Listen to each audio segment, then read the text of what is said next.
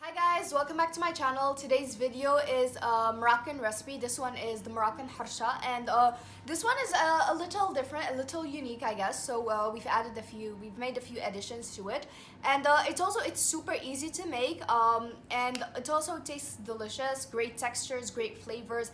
Crunchy exterior, soft interior, absolutely delicious. Super easy to make, so let's show you guys how to make. Mini harsha. Here we have 500 grams of semolina, thin, fine semolina. This is the texture. Half a liter of warm milk. Make sure it's warm. A handful of sliced olives, depends on how much you want. 80 milliliters of oil. 2 tablespoons of melted butter. 4 grams of baking powder. A little bit of salt, half a teaspoon of yeast, and of course 1 teaspoon of thyme. And you can use more if you like the flavor, but I think it will release this bitter flavor and we don't want that. So our first step is, in a bowl we're going to add our semolina, the melted butter, and the oil. And now we're just going to mix all of that together until everything is well incorporated. So this step is really important because otherwise we were going to have a dense harsha, and I think that harsha is all about being light and fluffy and smooth and all of that. So now we're going to add to our mixture of semolina our other ingredients. So we're going to add the thyme, but make sure you rub it between your hands to release all the aroma and the flavors. We add in the baking powder, our yeast, and our salt. And once again, the yeast and salt should never touch. And we're just going to give it a light mix using the spatula. So now we're going to slowly start adding in the milk, and we're just going to mix it using our fingers, because otherwise it's going to also end up being dense.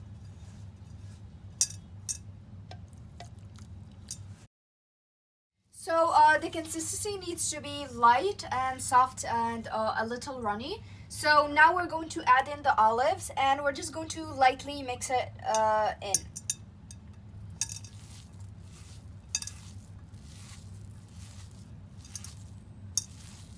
So this is the consistency that we're looking for, super soft and runny, because also semolina absorbs the liquids. And as you can see here, we have about 50 milliliters left. So we used approximately 450 milliliters for this dough or batch. So now we're just going to cover it and let it absorb everything for about 15 minutes. So now to just cook them, the cooking process is easy. So you just take a handful and you put it into semolina and you form a ball.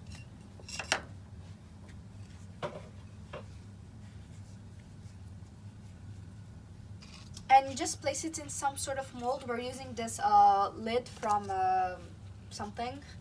Just using a lid, and just shape it really well, flatten it out.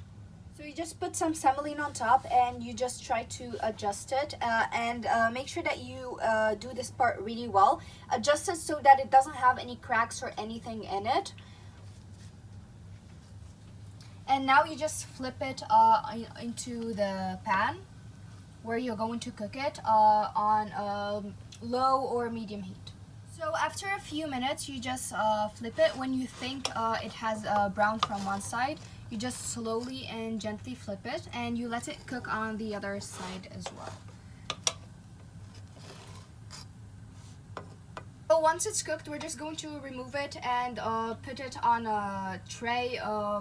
And we're going to continue this process until we run out of our dough or mixture. So this is what they look like after we've finished cooking them. As you can see, they're nice and golden brown. They smell amazing, and they're also holding onto their shape really well. So let's cut one and show you guys. So as you can see, it cuts easily, and let's just try a bite.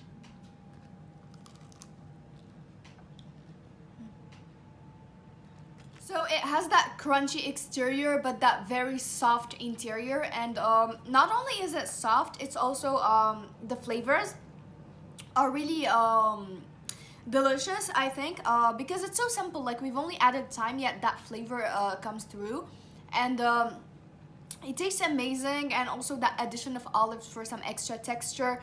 So I feel like overall it's a great way, it's a great recipe for harsha, because yeah, they're very simple and easy to make. It's just that they're intimidating sometimes because you need to get the right consistency and all of that. But yeah, harsha is something that I have great memories with. It reminds me of afternoon tea back in Morocco, which are times I really miss. So yeah, this reminds me a lot of Morocco, and I highly recommend trying it because of the textures and the flavors. It all works really well together. So this ends today's video. I hope that you guys enjoyed watching it, and if you like this kind of content, please like, share, subscribe, comment down below, and follow me on Instagram, Facebook, and Discord so you guys can support me to make more content. Thank you guys so much for watching, and I'll see you in my next video. Bye!